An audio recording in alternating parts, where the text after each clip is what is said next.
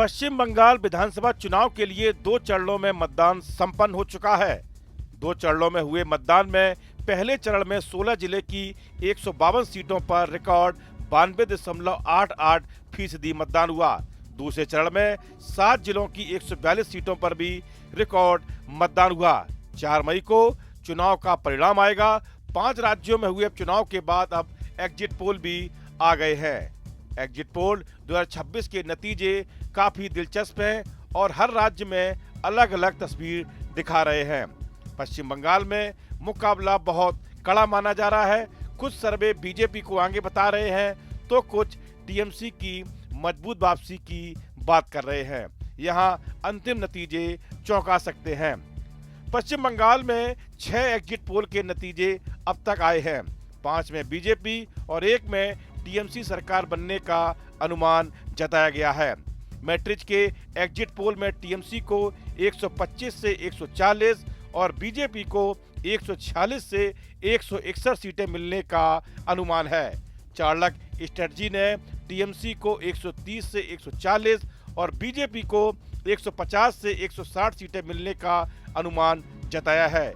Peoples pulse ने TMC को 117 से 187 और बीजेपी को 95 से 110 सीटें मिलने की बात कही है। राज्य में विधानसभा की कुल 294 सीटें हैं। वहीं असम की बात करें तो यहां स्थिति थोड़ी साफ दिख रही है। ज्यादातर एग्जिट पोल बीजेपी गठबंधन को बहुमत देते हुए नजर आ रहे हैं, यानी सरकार फिर से बन सकती है। तो वहीं तमिलनाडु में डीएमके गठबंधन बढ़त में दिख रहा है, लेकिन एआईएडीएमके और टीवीके की मौजूदगी से मुकाबला अभी भी दिलचस्प बना हुआ है। असम को लेकर एक्सिस माई इंडिया ने बीजेपी को 88 से 100, कांग्रेस को 24 से 36 सीटें मिलने का अनुमान जताया है। मैट्रिज ने बीजेपी को 85 से 95 और कांग्रेस को 25 से 32 सीटें दी हैं। पीपुल्स पल्स ने बीजेपी को 68 से 72 और कांग्रेस को 22 से 26 सीटें दी हैं। पी मार्क ने बीजेपी को 82 से 94 और कांग्रेस को 30 से 40 सीटें दी हैं। जेबीसी ने बीजेपी को 88 से 101 और कांग्रेस को 23 से 33 सीटें मिलने का अनुमान जताया है। चार्लक स्ट्रेटजी ने बीजेपी को 88 से 98 और कांग्रेस को 22 से 32 सीटें मिलने की बात कही है। पोल डायरी ने बीजेपी को 86 से 101 और कांग्रेस को 15 से 26 सीटें मिलने का अनुमान जताया है। बोर्ड वाइब ने बीजेपी को 90 से 101 और कांग्रेस को 23 से 33 सीटें दी हैं।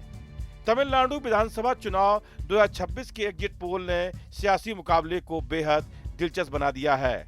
अलग अलग एजेंसियों के आंकड़े अलग अलग तस्वीर दिखा रहे हैं। मैट्रिज के अनुसार डीएमके को 122 से 132 सीटें मिल सकती हैं, जबकि एआईएडीएमके को 87 से 110 सीटें मिलने का अनुमान है। वहीं बोर्ड वाइब ने एआईडीएमके को बढ़त दी है। पीपुल्स इनसाइट और पीपुल्स पल्स ने डीएमके की मजबूत दिख रही है।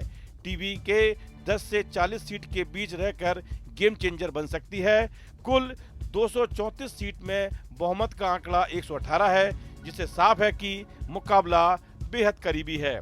अगर केरल की बात करें तो यहाँ यूडीएफ को बढ़त मिलने के संकेत हैं, जिससे सत्ता बदलने की संभावना दिख रही है। हालांकि एलडीएफ भी कड़ी टक्कर दे रही है। इन राज्यों में वोटिंग प्रतिशत काफी ज्यादा रहा, इसलिए माना जा रहा है कि नतीजे चौंकाने वाले हो सकते हैं।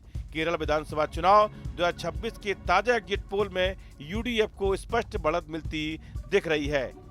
एक्सिस माई इंडिया, मैट्राइज और जेबीसी जैसे सर्वे यूडीएफ को 70 से 90 सीटों के बीच रखते हैं, जो 71 के बहुमत आंकड़े के आसपास या उससे ऊपर है। वहीं एलडीएफ 49 से 68 सीटों के बीच सिमटता हुआ नजर आ रहा है। एनडीए का प्रदर्शन बेहद कमजोर दिख रहा है और सीटें एक अंक में सीमित रहने का अनुमान है। एग्जिट पोल सिर्फ अनुमान होते हैं, ये वोटरों के फीडबैक पर आधारित होते हैं और कई बार गलत भी साबित हुए हैं। असली नतीजे 4 मई को वोटों की गिनती के बाद सामने आएंगे और उसी दिन साफ हो जाएगा कि किस राज्य में किस पार्टी की सरकार बनेगी। हाल ही में 5 राज्यों में इस बार रिकॉर्ड वोटिंग हुई। सबसे बड़ा फैक्टर वोटर लिस्ट रिवीजन यानी कि एसआईआर को बताया जा रहा है।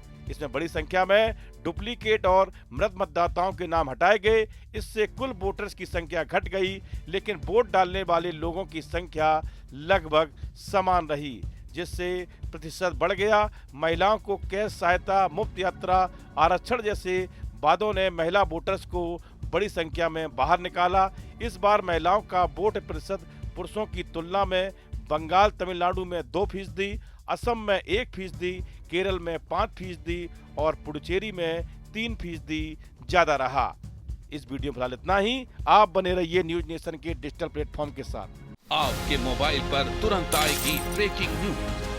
स्क्रीन पर सबसे पहले दिखेगी बड़ी खबर। देश दुनिया की हर खबर एक जगह। अब आपके मोबाइल पर तुरंत फटाफट इंस्टॉल कीजिए न्यूज नेशन ऐप और रखिए खुद को अपडेट।